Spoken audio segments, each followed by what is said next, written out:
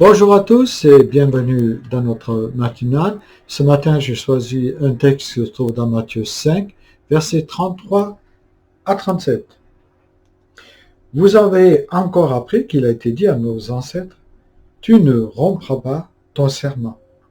Ce que tu as promis avec serment devant le Seigneur, tu l'accompliras. » Eh bien, moi je vous le dis de ne pas faire de serment du tout. Ne dites pas « je le jure par le ciel », car le ciel c'est le trône de Dieu. Ou « j'en prends la terre à témoin », car elle est l'escabeau où Dieu pose ses pieds. Ou « je le jure par Jérusalem », car elle est la ville de Dieu, le grand roi. Ne dites pas davantage « je le jure sur ma tête », car tu ne peux pas rendre un seul de tes cheveux blanc ou noir. Dites simplement « oui » si c'est oui, « non » si c'est non. Tous les serments qu'on y ajoute viennent du diable. Dans ce passage, Jésus enseigne ses disciples au sujet d'une question qui est épineuse pour eux, la question du serment. Mais cette question s'adresse aussi à nous aujourd'hui. Le chrétien a-t-il besoin de jurer pour confirmer sa parole? Bien sûr que non. Nous ne sommes pas devant un tribunal où l'autorité nous en ferait la demande lors d'un procès.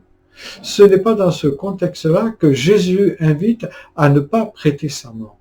Dans son enseignement, Jésus souligne que les hommes honnêtes n'ont pas besoin de recourir au serment dans la vie de tous les jours. Ce n'est pas inutile, car ça peut les desservir. Vous savez, ce qui fait la pertinence d'un serment ou de ce que l'on dit ne réside pas dans sa formulation précise, dans son enrobage, on pourrait dire, mais dans le fait que ce que je me dis, je m'y tiens. Car la question de la formulation est vaine et n'ajoute rien à la sonalité de ce que je prononce. Bien au contraire, John Stott, un théologien qui est décédé, a dit « Le serment, c'est-à-dire le fait de jurer, est un aveu pitoyable de notre malhonnêteté. » En fait, il est révélateur, quelque part, de ce que je dis. C'est une réalité de dire que celui qui se sent obligé de promettre ou de jurer pour qu'on le croie, manque de confiance en lui-même, mais aussi en les autres. Ses relations ne sont pas justes avec son prochain. Et ces relations ne sont pas justes, à commencer par celles qu'il a avec Dieu. Dieu doit-il jurer pour que je le croie? Pas du tout.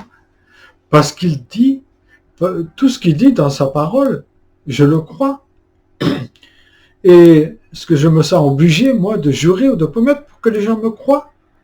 Suis-je quelqu'un en qui on a confiance? Dans ma famille, au travail, dans l'église, avec ceux que je côtoie. Le Seigneur désire que ses disciples soient des gens de parole, des gens de sa parole aussi. Si ce que je dis est ce que je fais, il n'est nullement nécessaire d'utiliser des artifices tels que je le promets sur la tête de ma mère, de mon frère, de ma sœur ou sur la Bible. Ce n'est pas utile, bien au contraire. Mon oui doit être oui et mon non un non.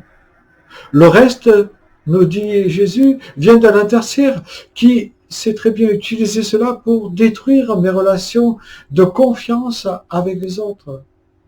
Le malignana, sa spécificité, sa propre connotation, c'est le porte-néros, littéralement le pervers, de la bouche duquel il ne sort rien qui soit simple, bien profitable et bienfaisant.